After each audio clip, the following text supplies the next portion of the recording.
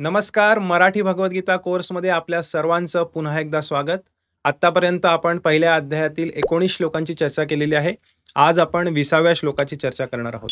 आत्तापर्यंत झालेल्या सर्व भागांचे जे व्हिडिओज आहेत, त्याच्या प्लेलिस्टची लिंक खाली डिस्क्रिप्शन, कमेंट सेक्शनमध्ये देण्यात आलेली आहे. आपण हे भाग पाहिले नसतील तर आवर्जून पहा, जेणेकरून इथून पुढचे भाग आपल्याला जास्त चांगल्या पद्धतीने समजतील. त्याचप्रमाणे खाली WhatsApp कम्युनिटीची लिंक देण्यात आलेली आहे. आपण जॉइन केली नसेल WhatsApp कम्युनिटी तर नक्की जॉइन करा आणि ह्या कोर्समध्ये सहभागी व्हा. तर आज आपण 20व्या श्लोकाची चर्चा करणार आहोत. याआधी आपण पाहिलं 19व्या श्लोकामध्ये की पांडवांच्या सैन्यातील योद्ध्यांद्वारे जो शंखनिनाद केला गेला, त्याच्यामुळे धृतराष्ट्राच्या पुत्रांच्या हृदयामध्ये भीती निर्माण झाली, भय निर्माण झालं. धृतराष्ट्र पुत्रांची हृदये विदीर्ण झाली. याची चर्चा आपण ह्याच्या आधीच्या भागामध्ये केलेली आहे. त्यानंतर संजय धृतराष्ट्राला सांगत आहे अर्जुनाबद्दल आणि भगवान श्रीकृष्णांबद्दल.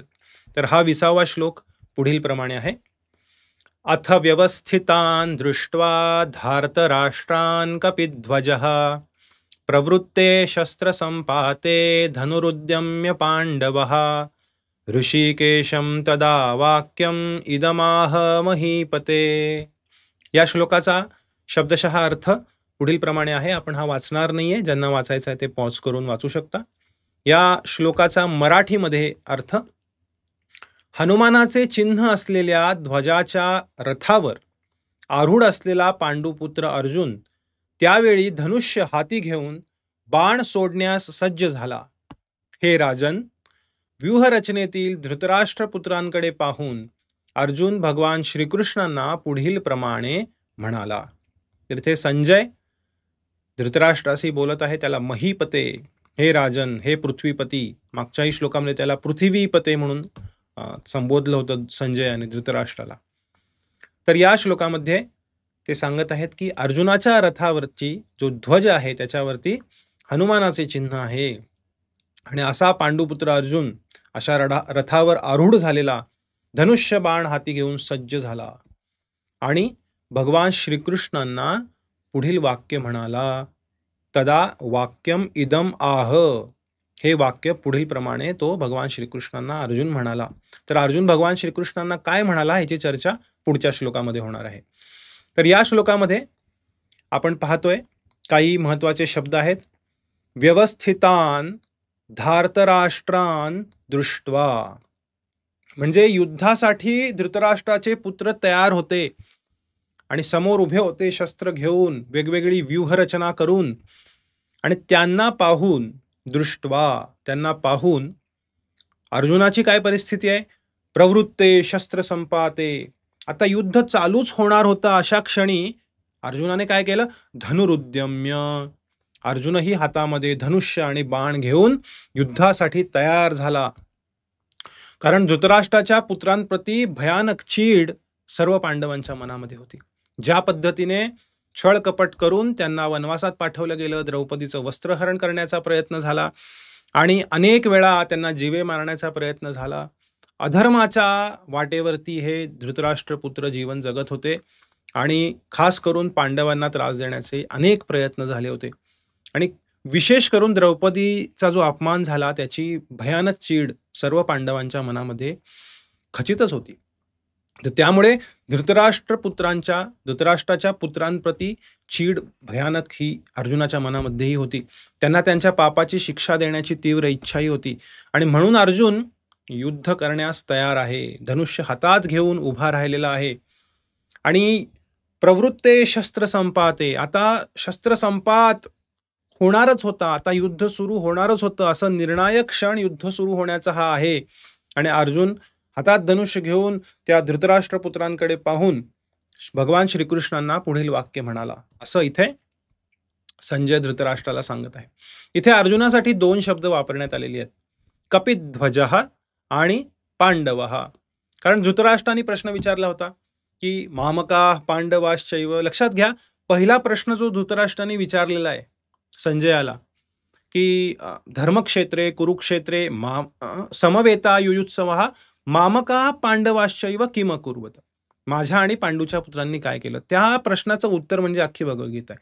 तसं पाहायला गेलं तर धृतराष्ट्राला भगवद्गीतेचा जो संदेश आहे भगवान श्रीकृष्णांनी अर्जुनाला सांगितलेला जे तत्वज्ञान आहे भगवद्गीतेतलं, त्याच्याशी त्याला काहीही घेणं देणं नव्हतं. त्याची स्वार्थी बुद्धी होती, की युद्धाचा आता निकाल काय लागणार आहे.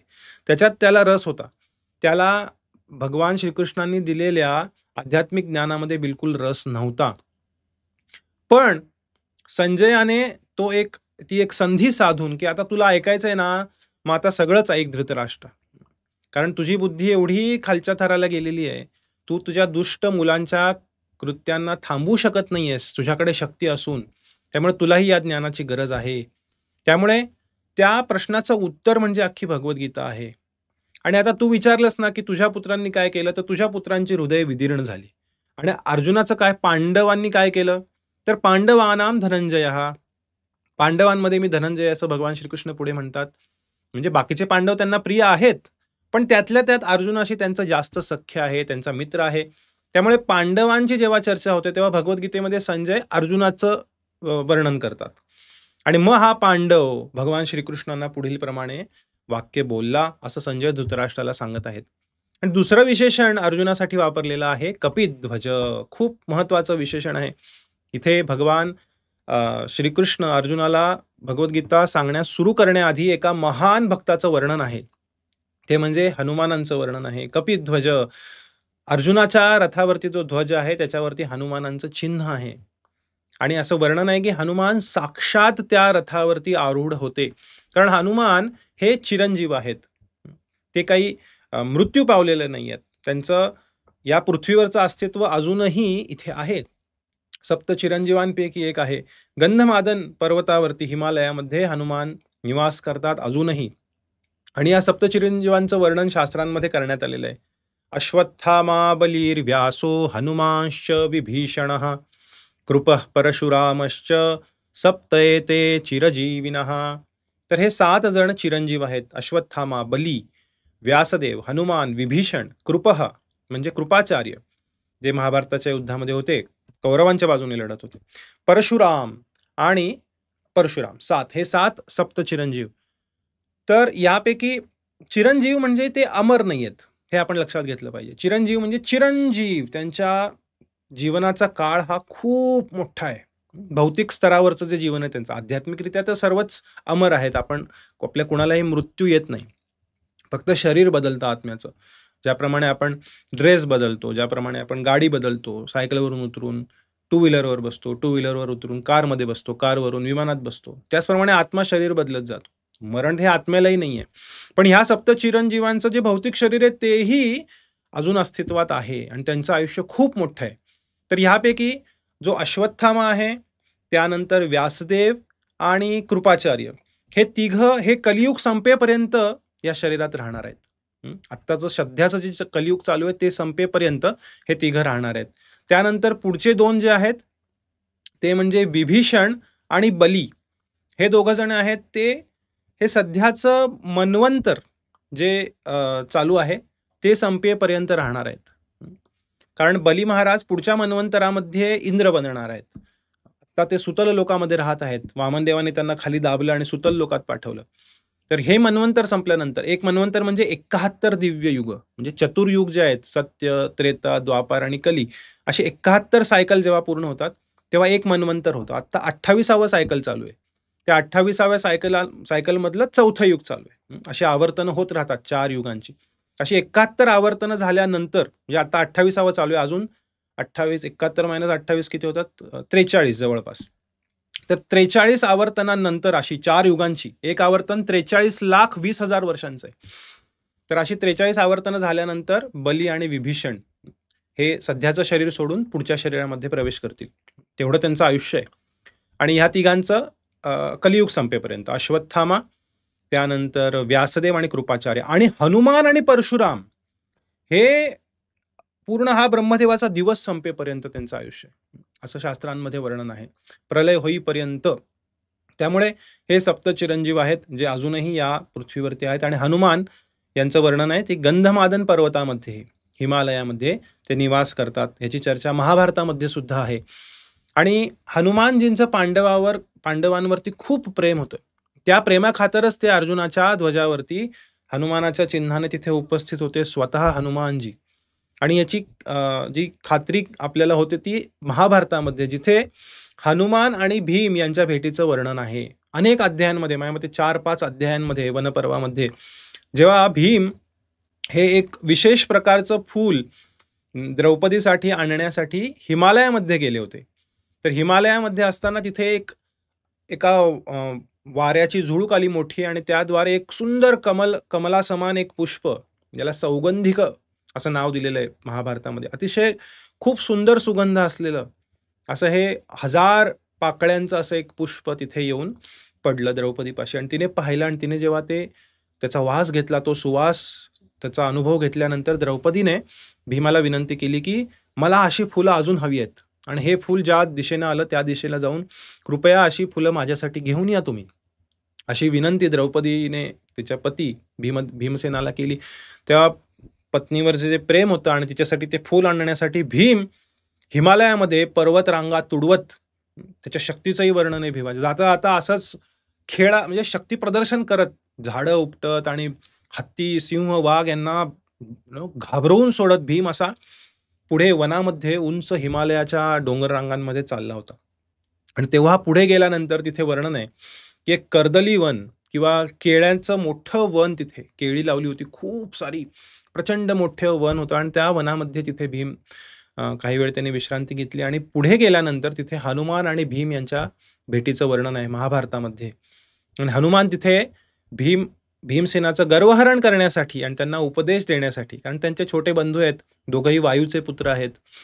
तर त्यांच्या छोट्या भावाचं जो शक्तीमुळे जो काही थोडासा गर्व भीमाच्या मनामध्ये आला होता, त्याला शांत करण्यासाठी आणि त्याला योग्य आध्यात्मिक संदेश देण्यासाठी हनुमान तिथे त्यांच्या वानर रूपामध्ये, एका छोट्या वानराच्या रूपामध्ये तिथे त्याचा रस्ता अडवून झोपले होते. आणि ॲक्च्युअली जो खूप विस्तृत वर्णन आहे या पूर्ण कथेचं, थोडक्यात आपण इथे चर्चा करूया. ओघानात ही कथा आलेली आहे इथे. कपिध्वज हनुमंताचं गुणगान करण्याची संधी आपल्याला मिळालेली आहे.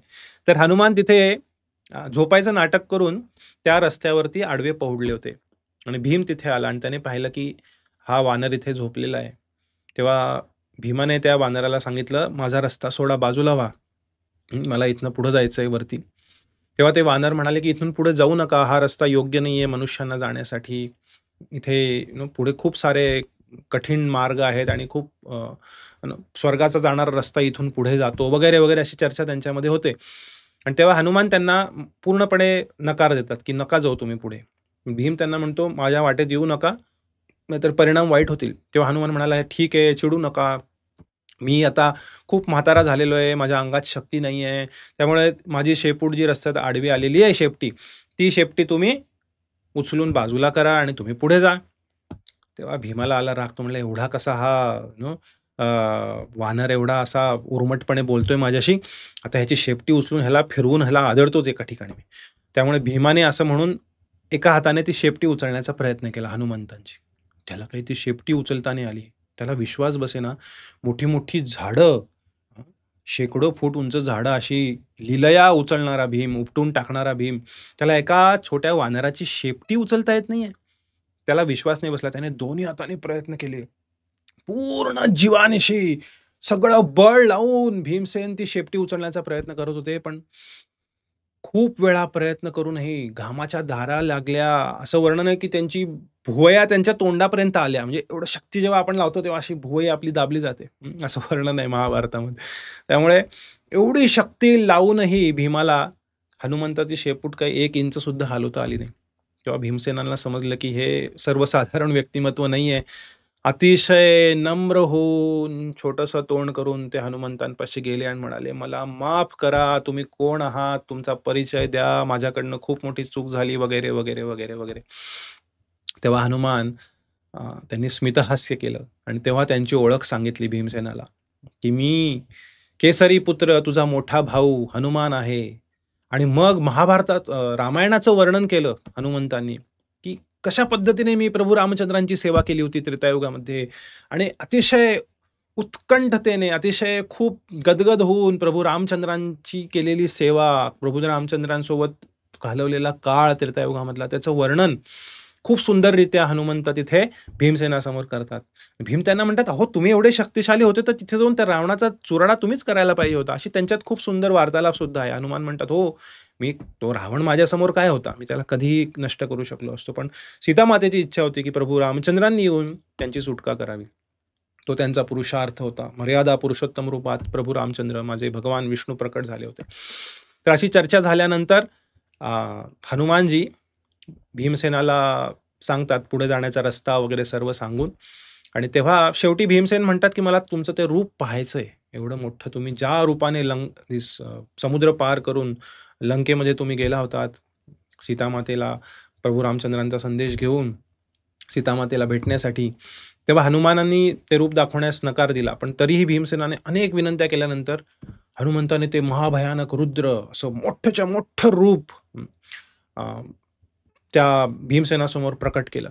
ते पाहून भीमाला भीती वाटायला लागली. भीमसेनाला भीती वाटायला लागली. तेव्हा पुन्हा हनुमानजी छोटे झाले आणि त्यांनी भीमाला आलिंगन केलं आणि सांगितलं, "वर माग माझ्याकडनं तुला काय वर हवाय माझ्या लहान भावा." तात, तात म्हणून लहान भावाला प्रेमाने तात म्हणतात संस्कृतमध्ये. तर तात असे शब्द हनुमंताने भीमसेनाला वापरलेले आहेत. तेव्हा भीमसेन म्हणाला, "तुमचे आशीर्वाद आणि तुमची सदिच्छा माझ्यासोबत राहो."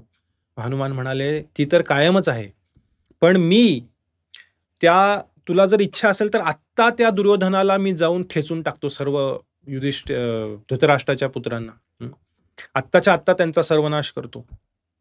किंवा तुला पाहिजे असेल तर त्या दुर्योधनाला आणि त्याच्या सर्व भावांना बांधून तुझ्यासमोर आत्ता हजर करतो एका क्षणात. तुला जे हवंय ते मी करायला तयार आहे तुझ्यासाठी." तेव्हा हनुमानजी म्हणाले, "ठीक आहे, तुम्ही लढा आता जाऊन. आता युद्ध होणार आहे काही वर्षांनी." तेव्हा त्या युद्धामध्ये जेव्हा तू आरोळी ठोकशील युद्धामध्ये किंवा तू गर्जना करशील, तेव्हा तुझ्या गर्जनेमध्ये मी माझा आवाज तिथे प्रकट करून तुझ्या सोबत उभा राहीन युद्धामध्ये आणि त्या आवाजाद्वारे तुमच्या शत्रूंच्या हृदयामध्ये कंपन होतील. सर्वजण घाबरून जातील आणि तुमचा विजय निश्चित होईल.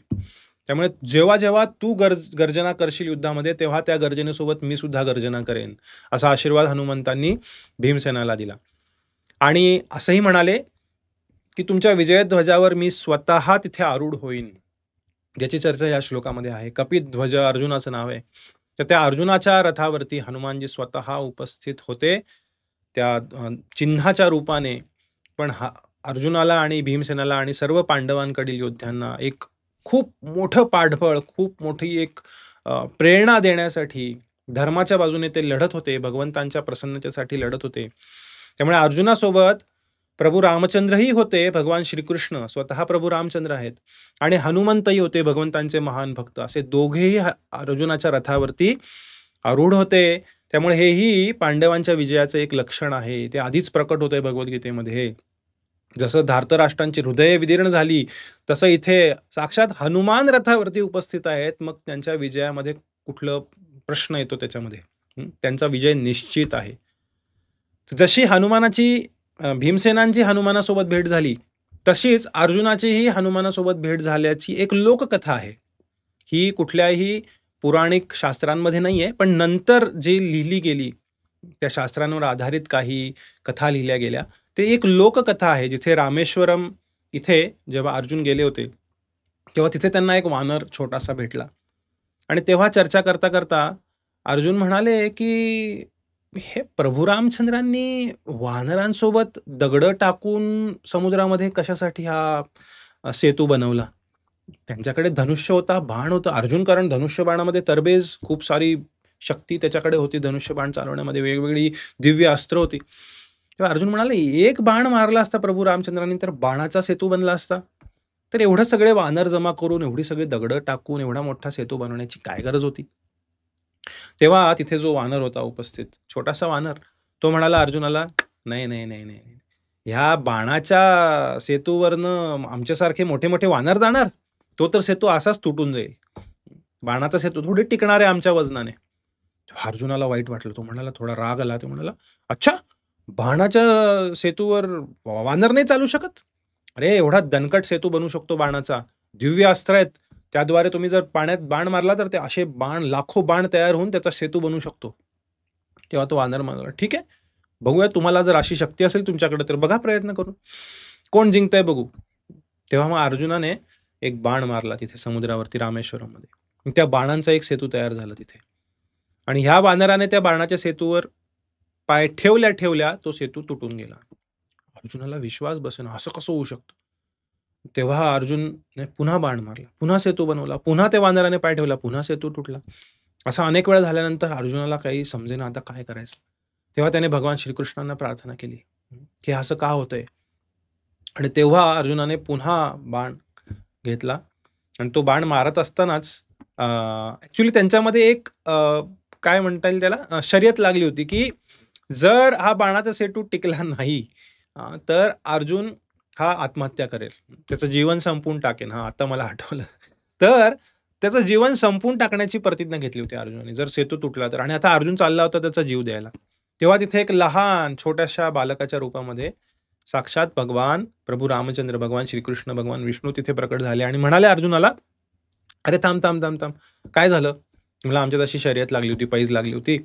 त्यामुळे आता काही हे अनेक वेळा बनवूनही हा पूल तुटलेला आहे. त्यामुळे आता मी माझं जीवन समाप्त करतोय. मी शब्द दिला होता या वानराला." ते म्हणाले, "नाही, नाही. तुमच्या दोघात पैज लागली होती, पण त्याचा शहानिशा करणारा तिसरा कोणी नव्हता. कोणी जजच नाही तुमच्या शर्यतीला, तुमच्या पैजेला. तर आता मी जज आलेलो आहे. आता माझ्यासमोर एकदा होऊन जाऊ दे. आता परत जर तू हारलास तर मग तू जीव दे. मग काही हरकत नाही. पण तुमचा न्यायनिवाडा करायला तिसरा व्यक्तीच नाहीये तिथे, तर तुम्ही कसं काय असा निर्णय करता? पैज लागलेले दोघं नाही डिसिजन घेऊ शकत. तर आता मी आहे. आता परत एकदा बनवा." मग अर्जुनाने भगवान श्रीकृष्णांना प्रार्थना केली आणि परत बाण सोडला आणि पूल बनला आणि आता यावेळेस जेव्हा वानर त्याच्यावर चालू लागले, तेव्हा तो पूल तुटला नाही. तेव्हा अर्जुनाला आश्चर्य झालं, म्हणजे आधी जे केलं तेच मी आता केलं, हा कसं काय सेतू तुटला नाही? तेव्हा तिथे त्या लहान बालकारूपी भगवान श्रीकृष्णांनी, प्रभू रामचंद्रांनी आपलं रूप प्रकट केलं. हनुमंतांनी त्यांना रामचंद्राप्रमाणे पाहिलं. अर्जुनाने त्यांना साक्षात श्रीकृष्ण म्हणून पाहिलं. तेव्हा त्यांनी त्यांना सांगितलं, की जी महानता आहे वानरांची, आणि अर्जुनाला सांगितलं, "गर्व करू नकोस. जरी हे वानर होते, तरी त्यांच्या सेवेद्वारे मी अतिशय प्रसन्न आहे. त्यांनी जी सेवा केली होती त्याद्वारे. आणि हे सगळे अतिशय बलशाली, शक्तिशाली होते. आणि म्हणून त्यांच्याद्वारे त्यांना सेवेमध्ये योजण्यासाठी हा सेतू ह्या वानरांद्वारे बनविला. तसं तर प्रभू रामचंद्र समुद्रालाही आटवू शकत होते त्यांच्या शक्तीद्वारे. एका बाणाद्वारे ते पूल बनवू शकत होते. त्यांच्यासाठी काय अशक्य होतं? पण मर्यादा पुरुषोत्तम रूपामध्ये प्रकट झाले होते. त्यामुळे वानरांच्या सहाय्याने त्यांना सेवेमध्ये योजून त्यांनी तो सेतू बनवला होता, राम सेतू. तर अशा पद्धतीने ही एक लोककथा आहे. याचं कुठेही शास्त्रामध्ये, पुराणांमध्ये वर्णन नाहीये. पण आपल्या भक्तिभावाला वृद्धिंगत करण्यासाठी अशा अनेक लोककथा आहेत. जर त्या तत्वज्ञानाला त्याच्याशी छेडछाड न करता जर भक्ती वृद्धिंगत करत असतील, तर त्या सराहनीय आहेत. त्यांच्याबद्दल आपण चर्चा करू शकतो. तर अशा पद्धतीने महाभारतात वर्णन झालेली भीम आणि हनुमान यांची भेट आपण पाहिली, आणि अर्जुन आणि हनुमान यांची भेट जी लोककथा रामेश्वरममध्ये घडली असं सांगण्यात येतं, त्याची चर्चा आपण केली. तर असे हे कपिध्वज अर्जुन, पांडवही म्हटलेलं आहे. तर पुढे वर्णन आहे की ऋषिकेशम तदा वाक्यम इदम आह. तर पुढील वाक्य अर्जुन ऋषिकेश भगवान श्रीकृष्णांना म्हणाला. ऋषिकेश शब्द योजलेला इथे पुन्हा. इंद्रियांचे स्वामी भगवान श्रीकृष्ण हे सर्व भौतिक जगतातील, आध्यात्मिक जगतातील सर्व जीवात्म्यांच्या इंद्रियांचे स्वामी आहेत. त्यांच्याकडे एवढी शक्ती आहे. पण असे इंद्रियांचे स्वामी असलेले भगवान श्रीकृष्ण त्यांच्या भक्ताच्या प्रेमाखातर सारथी बनले. सारथ्याचं रूप त्यांनी तिथे स्वीकारलंय. तो एक रोल स्वीकारलेला आहे. एक तुच्छ रोल एका दृष्टीने पाहायला गेलं तर. एक ड्रायव्हर भगवान श्रीकृष्ण, षडैश्वर्यपूर्ण भगवान त्यांच्या भक्ताचे ड्रायव्हर बनतात त्यांच्या प्रेमाखातर. त्यामुळे आणि त्यांच्या आदेशाचंही पालन करतात. पुढेच्या श्लोकामध्ये अर्जुन आदेश करतोय भगवंतांना, की रथम स्थापय मे अच्युत. अरे माझा रथ तिथे घेऊन चल अच्युत, मला बघायचंय कोण कोण युद्धासाठी इथे टाकलेलं आहे समोर. तर हा आदेशाचंही पालन भगवान श्रीकृष्ण करतात त्यांच्या भक्तांच्या प्रेमाखातर. कारण ते म्हणतात अहम भक्त पराधीनः, भागवतामध्ये म्हटलेलं आहे की मी भक्तांकडे पूर्णपणे पराधीन आहे. भक्तांच्या प्रेमासाठी, त्यांच्या सेवेसाठी मी काहीही करायला तयार आहे. असे भगवान श्रीकृष्ण त्यांच्या वेगवेगळ्या भक्तांची सेवा करतात. एका दृष्टीनं पाहायला गेलं तर भक्त भगवंतांची सेवा करतायत आणि भगवंत भक्तांना प्रसन्न करण्यासाठी त्यांचीही सेवा करतायत. शांत रसामध्ये जसं 4 कुमार आहेत, दास्य रसामध्ये हनुमान जे आहेत, सख्य रसात साक्षात अर्जुन आहे. वात्सल्य रसामध्ये जसं नंद महाराज आहेत वृंदावनात, यशोदा माता, त्यानंतर वसुदेव देवकी, अयोध्येमध्ये दशरथ महाराज, माता कौसल्या, हे सगळे वात्सल्य रसामध्ये भगवंतांना त्यांचा मुलगा समजून, यशोदे मातेला वाटायचं मी जर कृष्णाला दूध नाही दिलं तर माझा कृष्ण शक्तिशाली नाही बनणार. एवढं प्रेम की भगवंतांचं जे दिव्यत्व आहे, भगवंतांची जे शक्ती आहे किंवा भगवंतांचं जे ऐश्वर्य आहे त्या प्रेमाने झाकलं जातं. अशी एवढी भक्ती या भक्तांची. सख्य रसामध्ये, वात्सल्य रसामध्ये, सख्य रसामध्ये भगवंतांचे ग्वाल बाल मित्र वृंदावनातील, आणि माधुर्य रस किंवा शृंगार रसही म्हटलं जातं की वृंदावनातील गोपींचं प्रेम भगवंतांप्रती, ज्या द्वारकेतील राण्या होत्या त्यांचं प्रेम भगवंतांप्रती, माता सीतेचं प्रभू रामचंद्रांप्रतीचं प्रेम हे माधुर्य रसामध्ये. तर अशा वेगवेगळ्या रसांमध्ये भक्तांचं भगवंतांप्रती प्रेम असतं आणि भगवंत त्या प्रेमाद्वारे सोल्ड आउट, भक्तांना काय म्हणता येईल त्याला, विकले जातात भक्तांच्या प्रेमासमोर भगवंत, आणि भक्तांसाठी काहीही करायला तयार होतात. असेच भगवान श्रीकृष्ण ऋषिकेश अर्जुनाचे सारथी बनून इथे आहेत आणि अर्जुन त्यांना पुढच्या श्लोकामध्ये आदेश देणार आहे. इथे पुन्हा धृतराष्ट्राला महीपते म्हटलेलं आहे. पृथ्वीपती तुझ्या या हव्यासामुळं तुला पृथ्वीपती बनायचंय, महीपती बनायचंय, म्हणून हा विनाश आता अटळ आहे समोरचा, असं संजय धृतराष्ट्राला सांगत आहेत. तर हा 20वा श्लोक आपण आज पाहिला. याच्या पुढच्या भागामध्ये आपण पुढच्या श्लोकाची 21व्या श्लोकाची चर्चा करणार आहे. अर्जुन भगवान श्रीकृष्णांना उद्देशून काय म्हणतो या श्लोकामध्ये हे आपण पाहणार आहोत. लवकरच भेटू पुढच्या भागामध्ये. खाली व्हॉट्सॲप कम्युनिटीची लिंक आहे, नक्की जॉईन करा. आणि आत्तापर्यंत झालेल्या सर्व व्हिडिओजची लिंकही खाली देण्यात आलेली आहे, डिस्क्रिप्शन आणि कमेंट सेक्शनमध्ये दोन्ही ठिकाणी. लवकरच भेटू पुढच्या भागामध्ये. व्हिडिओ शेवटपर्यंत पाहिल्याबद्दल आपल्या सर्वांचे खूप खूप धन्यवाद. हरे Krishna. Hare Krishna, Krishna Krishna, Hare Hare, Hare Rama, Rama Rama, Hare Hare. Hare Krishna, Krishna Krishna.